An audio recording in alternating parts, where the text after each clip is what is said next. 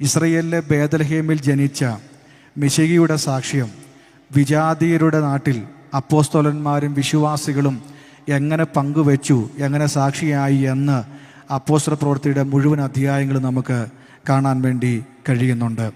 അപ്പോസ്തല പ്രവൃത്തി 1-ാം അധ്യായം 8-ാമത്തെ വാക്യം വായിക്കുന്നത് ഇങ്ങനെയാണ്: എന്നാൽ പരിശുദ്ധാത്മാവ് നിങ്ങളുടെ മേൽ വരുമ്പോൾ നിങ്ങൾ ശക്തി ലഭിച്ചിട്ട് യെരുശലേമിലും യഹൂദിയിൽ എല്ലായിടത്തും ശമരിയിലും ഭൂമിയുടെ അറ്റത്തോളം എൻ്റെ സാക്ഷികളാകും എന്ന് പറഞ്ഞു. പരിശുദ്ധാത്മാവിനാൽ നിറയുക, സാക്ഷികളാകുക, ഇതാണ് ഈ വാക്യത്തിൽ പ്രധാനമായി നമുക്ക് കാണാൻ വേണ്ടി കഴിയുന്നത്.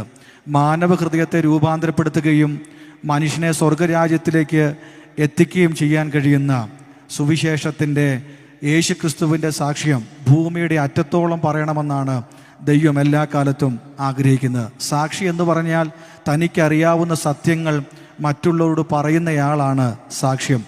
ഇത് സത്യമാണ്, എനിക്കറിയാമെന്ന് പരസ്യമായി പ്രസ്താവിക്കുന്നതാണ് സാക്ഷിയുടെ ഉത്തരവാദിത്വം എന്ന് പറയുന്നത്. പ്രിയപ്പെട്ടവരെ, പഴയ നിയമത്തിൽ പുതിയ നിയമത്തിലും സാക്ഷികളായി മാറിയ ചില ആളുകളുടെ പേരുകളിലൂടെ പരാമർശിക്കാൻ കർത്താവിൽ ഞാൻ താല്പര്യപ്പെടുകയാണ്. കർത്താവിനെ അറിഞ്ഞ എല്ലാവർക്കും സാക്ഷികളാകാൻ വേണ്ടി കഴിയും. ബൈബിളിലുടനീളം യേശുക്രിസ്തുവിനെയും പിതാവായ ദൈവത്തെയും പരിചയപ്പെടുത്തി കൊടുത്ത നിരവധി സാക്ഷികളെ നമുക്ക് കാണാൻ വേണ്ടി കഴിയുന്നുണ്ട്. പുറപ്പാട് പുസ്തകത്തിൽ അടിമത്തത്തിൽ കഴിയുന്ന ഇസ്രയേൽ ജനതയെ ഫറവോൻ്റെ കീഴിൽ നിന്നും ദൈവം വിടുവിച്ച് പുറത്തേക്ക് കൊണ്ടുവരുമ്പോൾ ദൈവത്തിൻ്റെ ഏക ആഗ്രഹം മറ്റു രാഷ്ട്രങ്ങളുടെ മുൻപാകെ ഇസ്രയേൽ ദൈവത്തിൻ്റെ സാക്ഷിയായി മാറണം എന്നുള്ളതായിരുന്നു. പക്ഷേ ഇസ്രയേൽ ജനതയിൽ അത് പരാജയപ്പെട്ടു എന്ന് പിന്നീടുള്ള ചരിത്രങ്ങൾ നമ്മളെ പഠിപ്പിക്കുന്നുണ്ട്. അങ്ങനെ ഇസ്രയേലിൻ്റെ നടുവിൽ നിന്ന് മോശയെ ദൈവം സീനായി മലയിലേക്ക് വിളിച്ചു കൊണ്ടുപോയി ദൈവത്തിൻ്റെ വലിയ വെളിപ്പാട് നൽകി. ദൈവ തേജസ് വെളിപ്പെടുത്തി കൊടുത്തിട്ട് മോശയോട് പറഞ്ഞു, നീ എൻ്റെ സാക്ഷിയായി മാറണം. പിന്നീടുള്ള യാത്രകളിൽ മുഴുവനും ഇസ്രയേൽ ജനതയുടെ നടുവിൽ മോശ ദൈവത്തിൻ്റെ സാക്ഷിയായി മാറുകയായിരുന്നു. എന്നെ ശ്രദ്ധിച്ച പ്രധാനപ്പെട്ട ഒരു ഭാഗമുണ്ട്. 6 ലക്ഷം വരുന്ന ജനം മുഴുവനും ദൈവത്തോട് പരാതിയും പരിഭവവും ഒക്കെ പറയുമ്പോൾ മോശ മൗനമായി നിന്ന് ഹൃദയത്തിൻ്റെ അകത്ത് പ്രാർത്ഥിക്കുമ്പോൾ അത് 6 പേരുടെ മുൻപാകെ മോശ മൗനമായി നിന്ന് സാക്ഷിയായി മാറുകയായിരുന്നു. അതെ, സാക്ഷിയാകാൻ മൗനമായി നിന്നാലും സാക്ഷിയാകാൻ കഴിയുമെന്ന് മോശ അവിടെ തെളിയിക്കുകയാണ്. അതുമാത്രമല്ല, യോസഫ് എന്ന് പറയുന്നയാൾ സഹോദരന്മാരുടെ ക്ഷേമം അന്വേഷിച്ച് ആഹാരവുമായിട്ട് സഹോദരന്മാരെ കാണാൻ വേണ്ടി പോയയാളാണ്.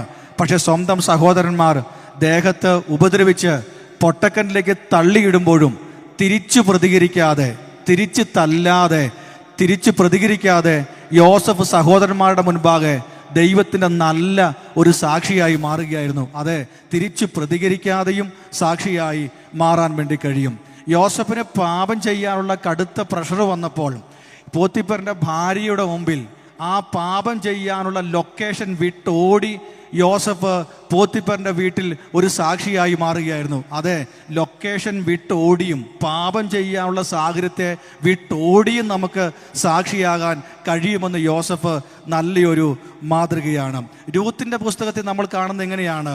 മോവാബി സ്ത്രീയായ ഓർപ്പ തൻ്റെ അമ്മായിയമ്മയായ നവോമിയെ കെട്ടിപ്പിടിച്ച് ചുംബിച്ചിട്ട് ഇങ്ങനെ പറയാണ്, ഞാൻ എൻ്റെ ജനത്തിൻ്റെ അടുക്കിലേക്കും ദേവന്മാരുടെ അടുക്കിലേക്കും മടങ്ങിപ്പോകുന്നു എന്ന് പറഞ്ഞ് ഓർപ്പ പോകുമ്പോൾ രൂത്ത് ഇങ്ങനെയാണ് പറയുന്നത്.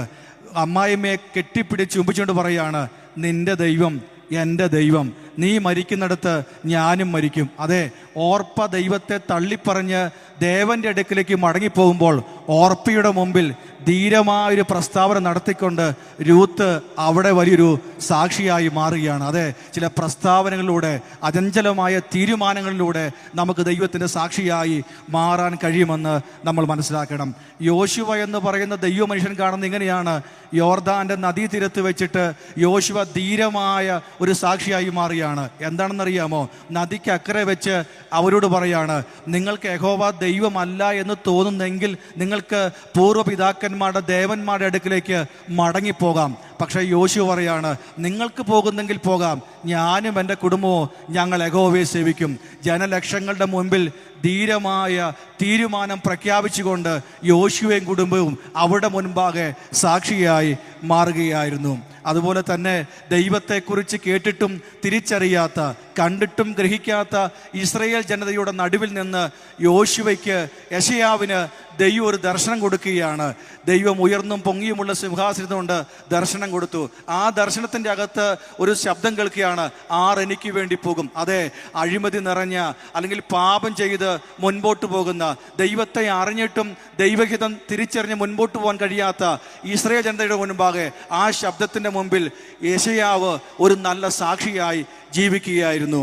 അതേ പ്രിയപ്പെട്ടവരെ, അധ്യക്ഷന്മാരും ദേശാധിപന്മാരും അതുപോലെ സകല പ്രിയപ്പെട്ടവരും ദാനിയേലിൻ്റെ പ്രവർത്തന മേഖലയിൽ വല്ല തെറ്റും കാണുമോ കഴിയുമോ എന്ന് അഹോരാത്രം പ്രവർത്തിച്ചു, വളരെ നന്നായി പരിശ്രമിച്ചു. പക്ഷേ ഒറ്റ തെറ്റ് പോലും കാണാൻ കഴിഞ്ഞില്ല. അതെ, ദാനിയേല് തൻ്റെ ജോലി മേഖലയിൽ വിശ്വസ്തനായി നിന്ന് ദൈവത്തിൻ്റെ സാക്ഷിയായി മാറുകയായിരുന്നു.